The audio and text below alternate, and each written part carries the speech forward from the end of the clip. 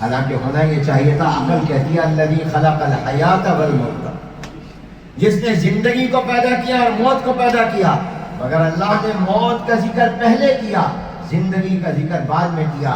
حالانکہ زندگی پہلے گئے، موت بعد میں ہوتی ہے۔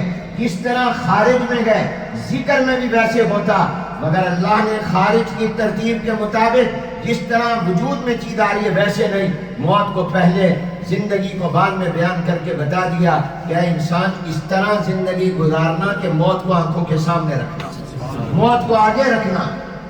ایک اور مثال دیتا ہوں، شریعت کا مسئلہ آپ کو معلوم ہے کہ جب کسی کی ڈیتھ ہو جائے تو آپ بتائیے، کسی کی ڈیتھ ہو جائے، میرے اور آپ میں سے ہر ایک نے مرنا ہے، جو ہم مال چھوڑ کر جائیں گے اس میں سب سے پہلے کیا کرنا ہے؟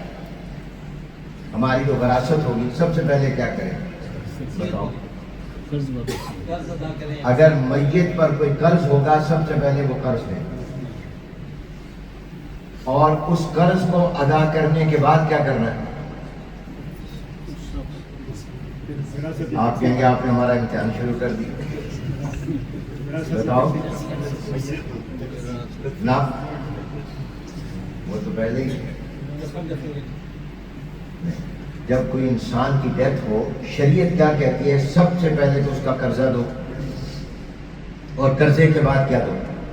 وارث تقسیم کر لیں۔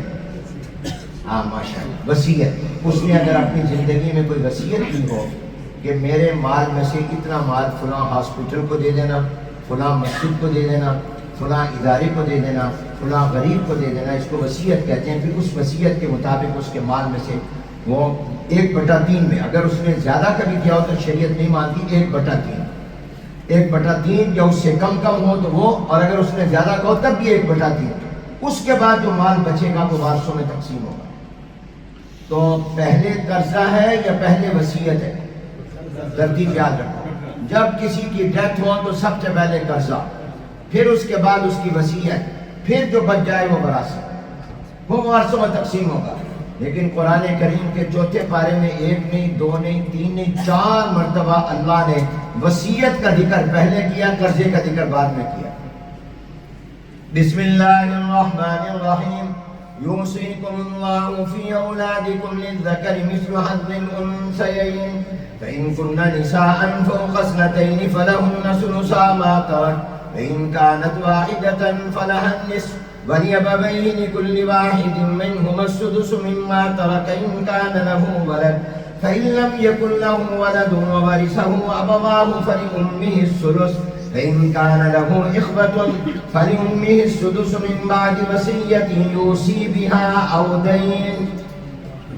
پہلے وصیت پھر قرضے کا ذکر، من بعد وصیة يوصي بها أو دين۔ آباؤكم وأبناؤكم لا تدرون أيهم أقرب لكم نفعا فريضة من الله إن الله كان عليما حكيما۔ ولكم نصف ما ترك أزواجكم إن لم يكن لهن ولد فإن كان لهن ولد فلكم الربع مما تركن من بعد وصية يوصين بها أو دين۔ یہ دوسری مرتبہ آ گیا، پھر وصیت کا ذکر پہلے، قرضے کا ذکر بعد۔ من بعد وصية يوصين بها أو دين، آگے۔ ولهن الربع ما تركتم إن لم يكن لكم ولد فإن كان لكم ولد فلهن الثمن مما تركتم من بعد وصية توصون بها أو دين۔ وصیت کا ذکر بعد، دین قرضے کو کہتے ہیں۔ گزشتہ روز جامع مسجد کولون میں قرآن کریم کے جن حفاظ کا امتحان لینے کا موقع ملا، ان میں قاری محمد علی صاحب اور قاری محمد اویس صاحب کے بعض بچوں کا میں نے امتحان لیا، تو واقعہ یہ ہے کہ ان کا قرآن سن کر میرا دل باغ باغ ہو گیا۔ مسرت اور خوشی کے جذبات میں آپ سے بیان نہیں کر سکتا، دل سے دعائیں نکلیں۔ میں ان دونوں کو جانتا نہیں تھا، تو میں نے اپنے برادر محترم حضرت مولانا مفتی محمد ارشد صاحب سے پوچھا کہ یہ کن کے شاگرد ہیں، تو انہوں نے جب ان کے استادوں کے نام بتائے تو میں نے کہا وہ کہاں ہوتے ہیں؟ انہوں نے کہا وہ ہانگ کانگ میں ہوتے ہیں۔ تو میں نے کہا میں ان سے ملنا چاہوں گا۔ تو جس طرح یہ ہمارے شاگرد ہیں تو ان کو دیکھ کر آپ ہم سے ملنے کی خواہش رکھتے ہوں گے، ہم نے ان کے شاگردوں کو دیکھ کر ان سے ملنے کی خواہش کا اظہار کیا۔ تو میرا دل چاہتا تھا کہ میں ان کو مبارکباد پیش کروں۔ قاری محمد علی صاحب اگر موجود ہیں تو کھڑے ہو جائیں،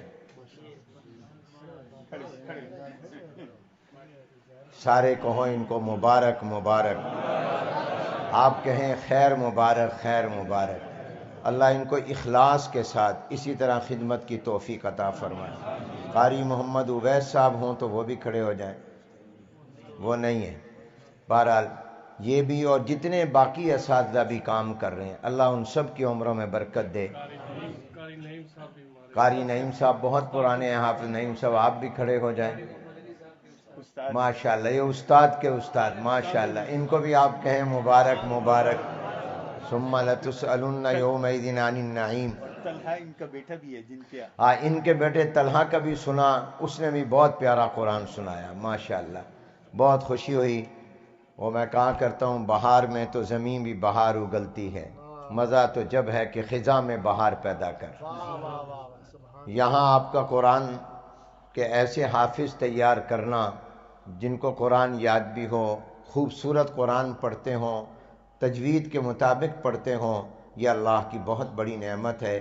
اس پر اگر تم ساری زندگی سر سجدے میں رکھ کر شکر بھی ادا کرتے رہو تو اللہ کا شکر ادا نہیں ہو سکتا۔ میری گفتگو کا عنوان ہے انسانی زندگی کا مقصد قرآن ہے۔